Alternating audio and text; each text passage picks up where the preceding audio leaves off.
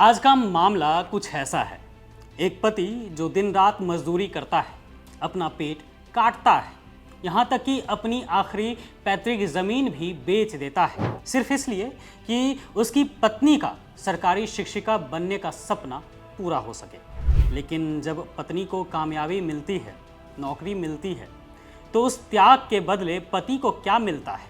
बेवफाई, धोखा और एक बंद कमरे का वो खौफनाक राज जिसने एक हंसते खेलते परिवार को उजाड़ कर रख दिया। आइए शुरू से शुरू करते हैं, सब कुछ बताते हैं कि आखिर हुआ क्या है और समाज को होता क्या जा रहा है।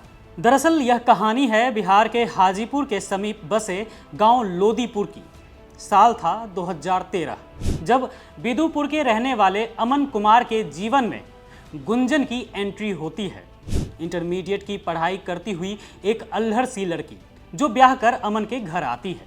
शुरुआत के दिन किसी भी आम मध्यम वर्गीय परिवार की तरह ही बेहद खूबसूरत, बेहद रूमानी थे। अमन अपनी पत्नी पर जान छिड़कता था। प्यार और दुलार की इसी छांव में शादी के ठीक 3 साल बाद उनके आंगन में एक किलकारी गूंजी। नाम रखा गया आरुष आर्या। जिंदगी की गाड़ी अपनी ही रफ्तार से पटरी पर दौड़ रही थी, लेकिन गुंजन के भीतर कुछ और ही पक रहा था। चूल्हे, चौके और बच्चे की परवरिश के बीच उसे लगा कि क्या जिंदगी बस यहीं तक सिमट कर रह जाएगी?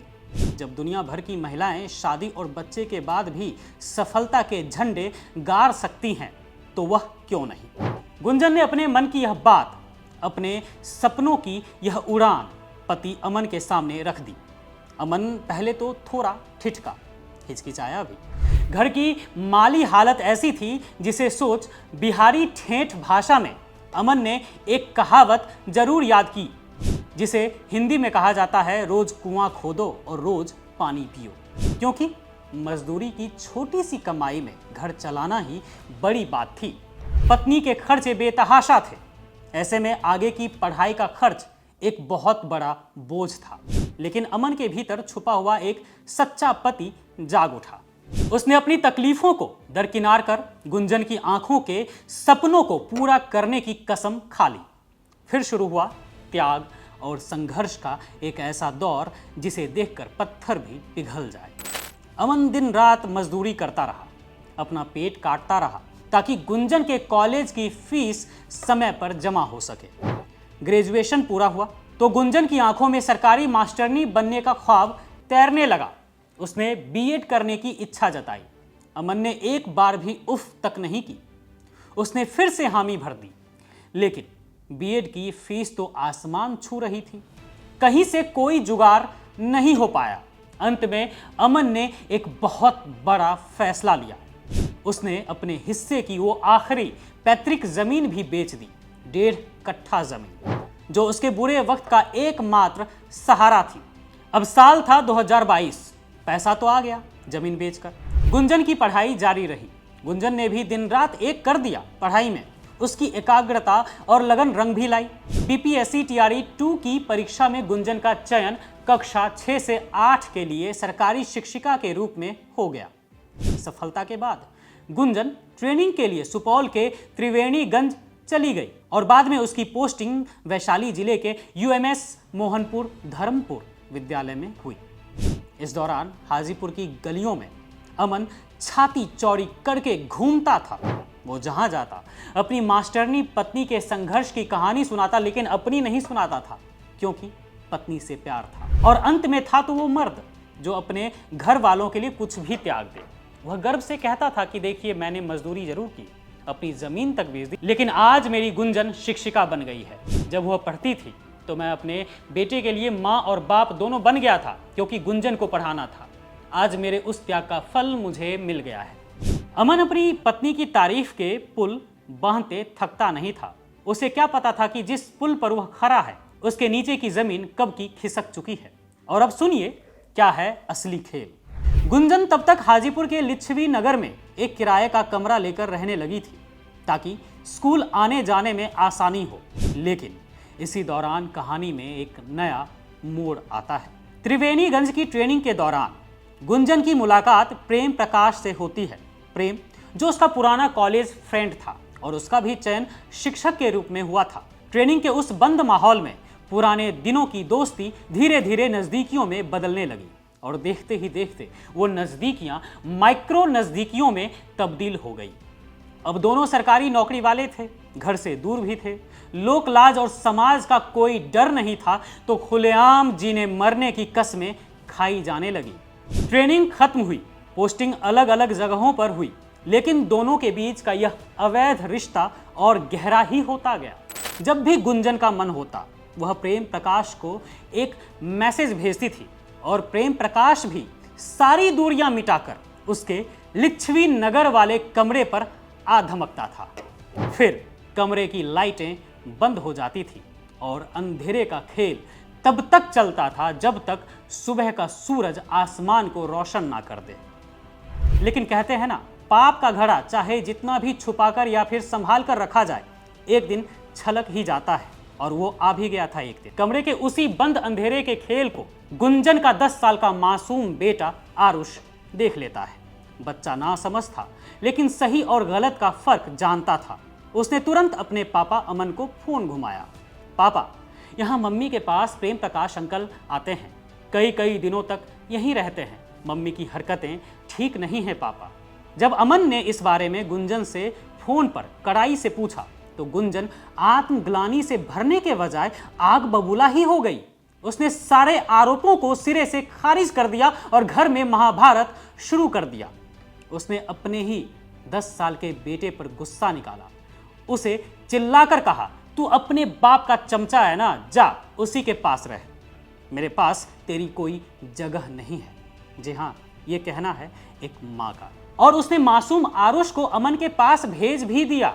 अमन ने रोते हुए अपने बेटे को गले से लगा लिया। पिछले 1 साल से आरुष अपने पिता के पास है और अमन ने उसकी पढ़ाई के लिए उसे हॉस्टल में डाल दिया है। अमन को अपने बेटे की जुबान पर पूरा भरोसा था। वह जानता था कि एक छोटा बच्चा अपनी माँ के खिलाफ झूठ क्यों बोलेगा।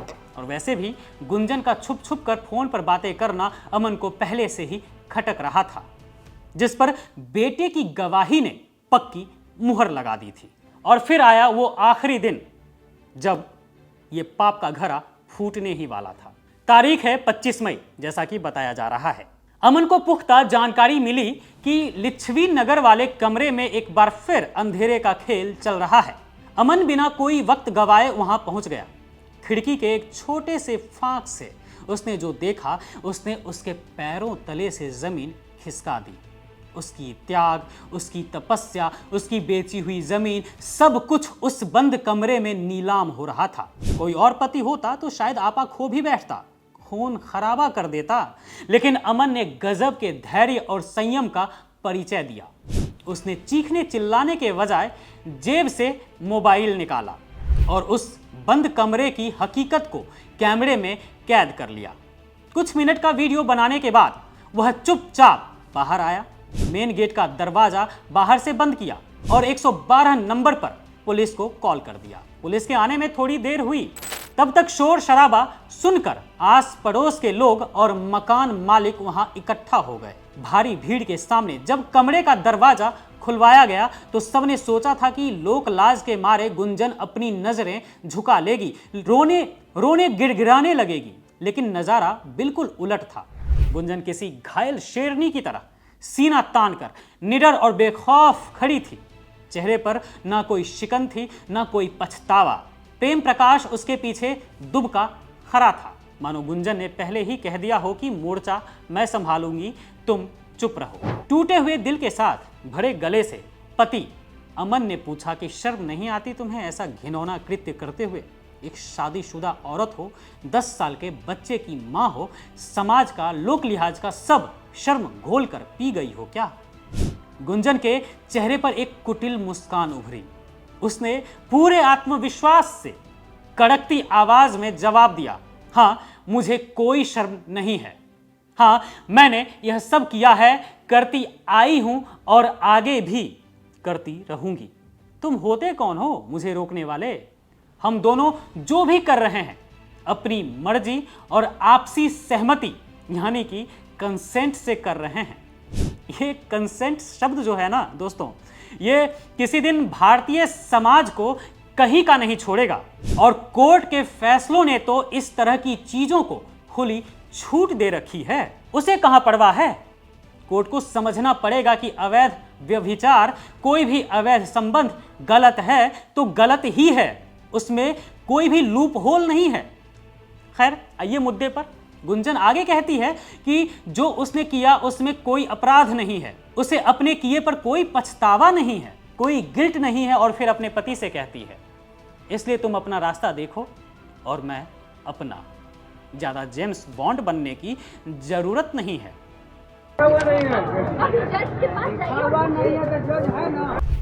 पति के मुंह से निकले इन अमृत वचनों को सुनकर अमन सन्न रह गया। उसकी आंखों के आंसू सूख चुके थे। वह बिना कुछ बोले चुपचाप उस भीड़ से बाहर निकल गया और अपने घर की ओर चल पड़ा। घर लौटते वक्त रास्ते भर अमन के दिमाग में पुरानी यादों का रिविंड बटन दब गया था। उसे याद आ रहा था वह मजदूरी का एक एक पैसा जो उसने अपने बउआ की अम्मा के लिए बचाया था, अपना पेट काट कर, भूखे रहकर। गुंजन की फीस के लिए जोड़े गए वो रुपये और वो पैतृक 1.5 कट्ठा जमीन जो उसने अपनी खुशियों को दांव पर लगाकर बेच दी थी। आज उन सभी त्यागों का, उस असीम प्रेम का और उस बेची हुई जमीन का इनाम उसे मिल चुका था। एक अजीब सी खामोशी और सच्चाई की असीम तृप्ति का भाव लिए अमन अंधियारी सड़क पर अपने सूने घर की तरफ अकेला बढ़ा जा रहा था और कहानी का एक दर्दनाक अंत पीछे छूट रहा था। लेकिन उस खामोशी में भी एक सवाल था कि आखिर उसकी गलती क्या है। देखते रहिए न्यूज़ कैप्सूल।